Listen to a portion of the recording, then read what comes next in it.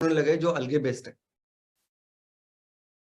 अब इस जैव ईंधन को लेके एक कंट्रोवर्सी भी है, बहुत इंपॉर्टेंट कंट्रोवर्सी है, और वो है फूड वर्सेस फ्यूल।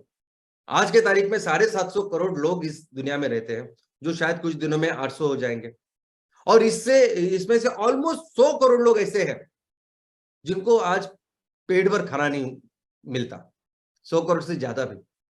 और मैक्सिमम जैव ईंधन, सबसे ज्यादा जैव ईंधन आज जिस रॉ मटेरियल से तैयार हो रहा है वो सब खाना ही है, अनाज ही है, यानी वो अनाज जो किसी की भूख मिटा सकता है। और ऑलरेडी ऐसी जरूरत है, 100 करोड़ से ज्यादा लोग ऐसे हैं कि जिनको भूख लगती है, जिनको भूख पूरी नहीं होती।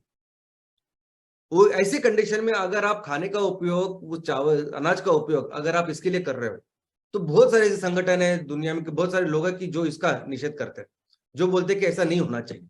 तो ये बहुत बड़ी कंट्रोवर्सी जो पूरी दुनिया में चल रही है।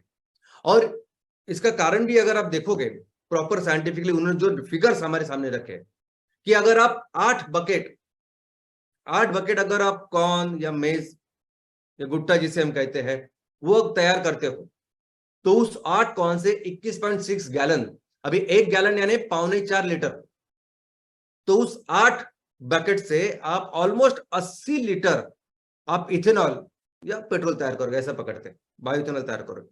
लेकिन वही 8 बकेट अगर आप किसी को खाने के लिए देंगे, तो एक आदमी का पूरे साल का खाने का जो अनाज है वो तैयार हो सकता है। ये और इसीलिए इस फूड वर्सेस फ्यूल के क्रिटिसिज्म की वजह से, इस कंट्रोवर्सी की वजह से ऐसे कई सारे आपको कार्टून्स दिखाई देंगे जो तैयार कर रहे और भेज रहे, यानी लोग खाना अनाज मांग रहे हैं और ये जैव ईंधन उनको दे रहे, ईंधन दे रहे। एग्रीकल्चर लैंड कितनी इस्तेमाल की जाती है इसके लिए, अगर इसके आंकड़े आप देखोगे तो पूरी दुनिया में जितनी भी खेती होती है, जितना भी क्षेत्र है, 7% जमीन जो है वो, उसमें जितना भी खाना या अनाज तैयार होता है वो पूरा जैव ईंधन के लिए जाता है। और सबसे ज्यादा प्रोडक्ट जो जाते हैं, यानी इसमें सभी है, सब कुछ है, शामिल है, इसमें गेहूं है, इसमें चावल है, इसमें सब कुछ है। लेकिन अगर आप देख सकते हैं कि सबसे ज्यादा एरिया जो जैव ईंधन के लिए जिसका इस्तेमाल होता है, पहले तो है मेज यानी मक्का, वो 30 मिलियन हेक्टर। दूसरा आप देख सकते हैं कि सोयाबीन ऑयल, अभी हमारा जैसा देश, भारत जैसा देश, soybean oil, rapeseed oil, palm oil ये बाहर से मंगा रहा है और हम लोग खा रहे हैं उसको।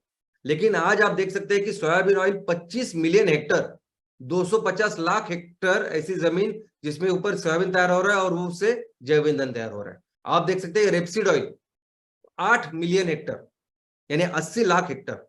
आप देख सकते हैं कि पाम ऑयल जो हम लोग खाते हैं 6 मिलियन हेक्टर यानी 60 लाख हेक्टर। तो ऐसे अलग अलग क्षेत्र आप देख सकते हैं कि जो जहां खाना तैयार हो रहा है, अनाज तैयार हो रहा है, वो जैव ईंधन के लिए जिसका इस्तेमाल हो रहा है। लेकिन अभी आप देखेंगे कि क्यों ऐसी कंट्रोवर्सी है। ये कंट्रोवर्सी फूड एक तरह ऐसी परिस्थिति, फिर भी लोग जैव ईंधन का इस्तेमाल क्यों कर रहे हैं? क्योंकि जैव ईंधन एक मेव ऐसा सोल्यूशन है कि जिसके पास जो 100% सस्टेनेबल है, जो पूरी दुनिया को अच्छी तरीके से पता है। आज इस जैव रिन्यूएबल के नाम पे ये जो ईवी चल रहा है, ये जो सोलर चल रहा है, लोग जानते हैं। इनफैक्ट जो लोग इसके ऊपर काम कर रहे हैं वो भी जान चुके कि ये सस्टेनेबल बिल्कुल नहीं है। ये हो सकता है कि इंटरिम अरेंजमेंट हो, लेकिन ये सस्टेनेबल हो ही नहीं सकता। अगर दुनिया में कुछ सस्टेनेबल है, अगर इस दुनिया बचाने के लिए कुछ करना होगा तो बायोफ्यूल ही करना होगा।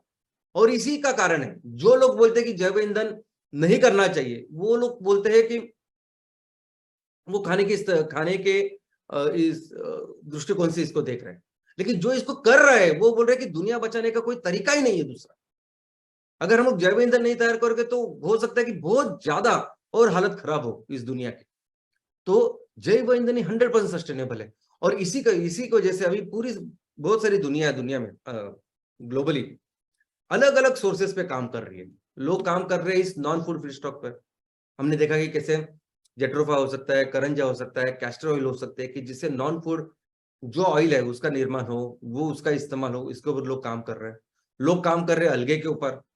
अभी अलगे जैसे मैंने कहा कि पूरी दुनिया में हर जगह अलगे मिलता है, और कुछ तो अलगे के ऐसे वैरायटीज है, टाइप्स है, जो 4-4 घंटे में डबल होते हैं, 4 घंटे में डबल, 6 घंटे में डबल। तो इतना बायोमास उसका हो सकता है, लेकिन उसकी परिस्थिति वो आप देख सकते हैं कि बहुत ही कठिन, बहुत ही जटिल, कॉम्प्लेक्स ऐसी सिस्टम है उसको ग्रो करने की। वेस्ट, कचरे से बायोफ्यूल का निर्माण करें, जैव ईंधन का निर्माण करें, ज्यादा से ज्यादा जहां कचरा मिलता है उसको लेके जाएं, उसके ऊपर भी काम चालू है, लोग काम कर रहे हैं। फिर हाइड्रोजन फ्यूल। अभी हाइड्रोजन फ्यूल बहुत ही इंपॉर्टेंट, एक रोमांचक ऐसी कहानी है। अभी